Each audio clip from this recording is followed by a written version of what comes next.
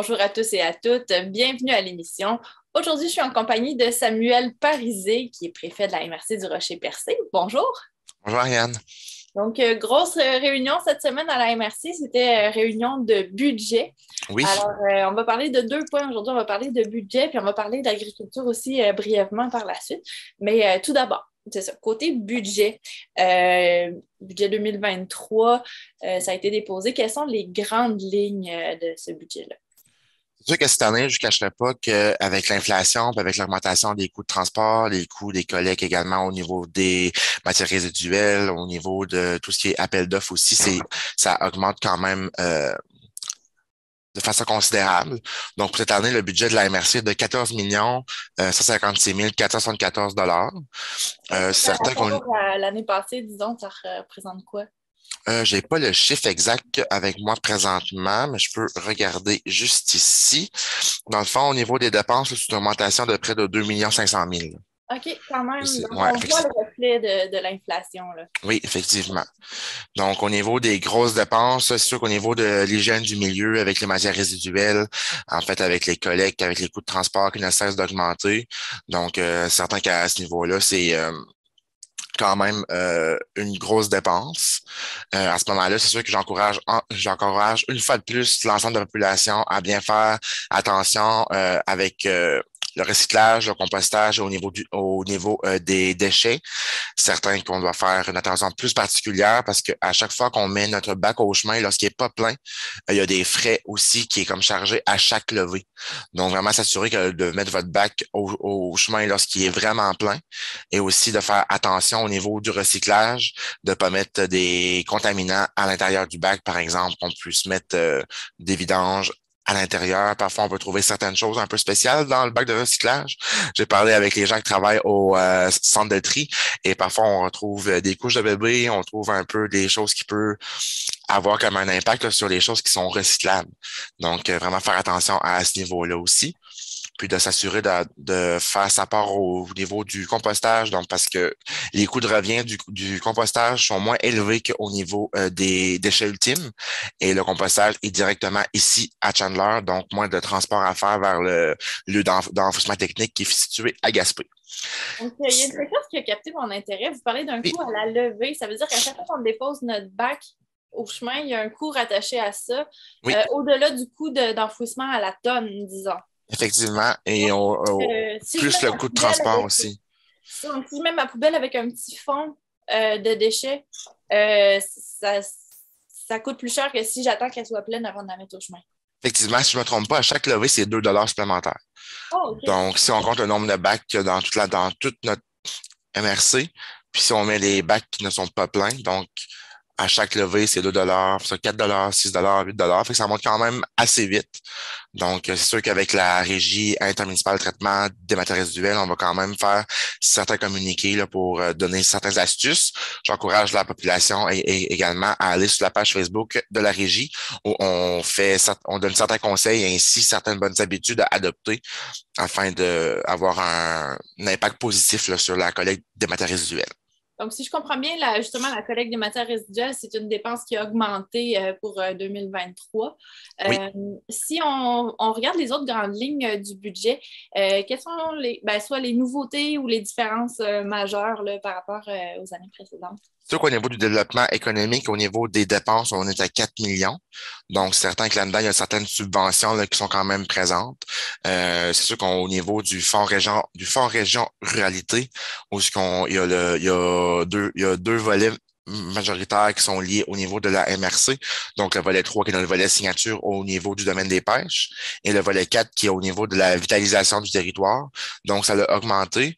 Donc, c'est une bonne chose pour notre développement économique, permettre la vitalité de notre territoire et l'occupation de ce dernier. Donc, plus qu'on a de subventions de la part du gouvernement dans ces deux projets-là, ça permet d'accompagner le plus d'entreprises qui sont installées actuellement, puis d'un autre côté, ben, de permettre l'établissement de nouvelles entreprises avec les gens qui ont des nouvelles idées. Donc, je tiens à dire que si jamais il y a des gens qui ont des projets d'entreprise, qui veulent avoir de l'accompagnement. Donc, on a certaines ressources ici au niveau de la MRC qui peuvent vous accompagner à ce niveau-là et vous octroyer certaines subventions aussi. Très bien. Et sinon, il y aurait peut-être au niveau des immobilisations aussi. Donc, on sait qu'actuellement, on est en train de rénover notre aérogare à notre aéroport. Donc, c'est des frais qui sont quand même, qui sont aussi présents. Et je vous cacherai pas que le bâtiment de la MRC, comme qu'on a discuté la semaine dernière, a certains enjeux au niveau de la rénovation. Donc, la semaine dernière, on a parlé de tout ce qui était rénovation du toit, qui était quand même assez importante et essentielle.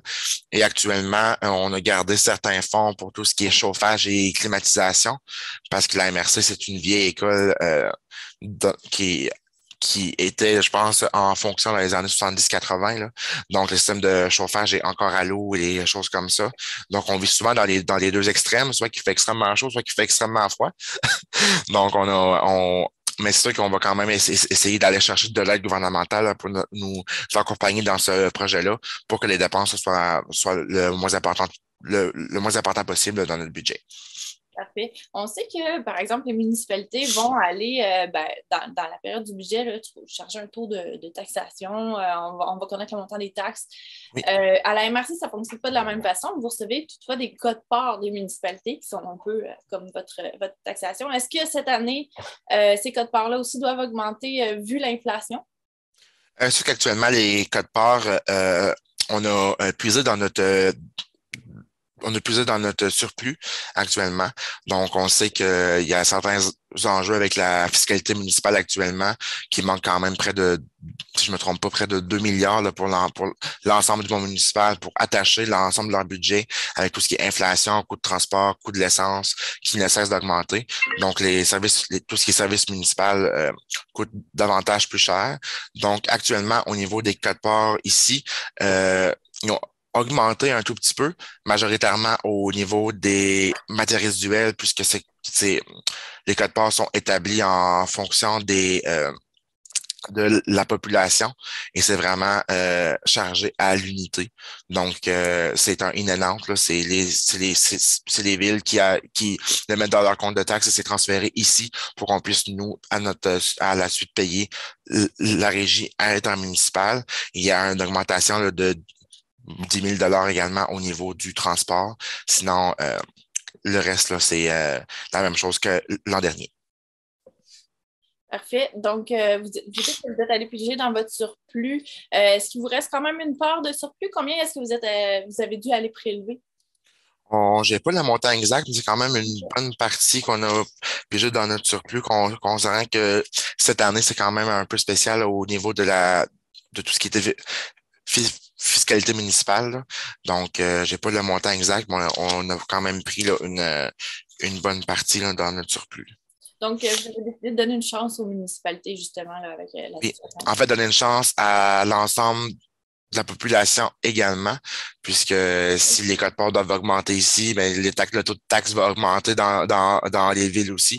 Donc, c'est vraiment pour le bien de l'ensemble de la population et de la fiscalité de nos villes et municipalités qu'on a pris cette décision-là. Très bien. Est-ce qu'il y a d'autres grands points à souligner concernant votre budget cette année? Des projets spéciaux sur la table? Les projets spéciaux sur la table, c'est sûr qu'on a fait notre planification stratégique pour l'année 2023-2027.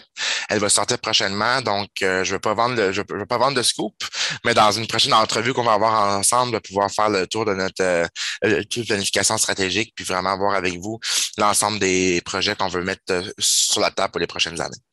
Très bien, donc ça va être à suivre Oui, évidemment, là, au cours de nos prochaines entrevues. Maintenant, je vais changer de sujet complètement. Je voyais à l'ordre du jour de votre assemblée du budget, justement, qu'il y avait un point intéressant. C'était une demande de financement pour une demande d'aide financière pour le programme de soutien aux priorités agricoles. oui. Donc, dites-moi un peu de quoi il s'agit. En fait, je vais parler plus du SPAG là, parce que c'est son petit acronyme. C'est plus facile pour nous là, on le dit vraiment le terme au grand complet.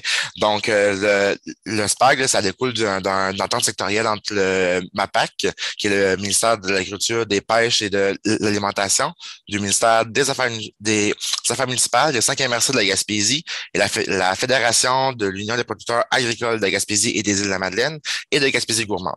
En fait, dans le SPAG, il y avait un 30 000 qui était réservé pour chaque MRC pour des projets afin de pouvoir valoriser tout ce qui est projet agricole et le monde agricole dans notre milieu.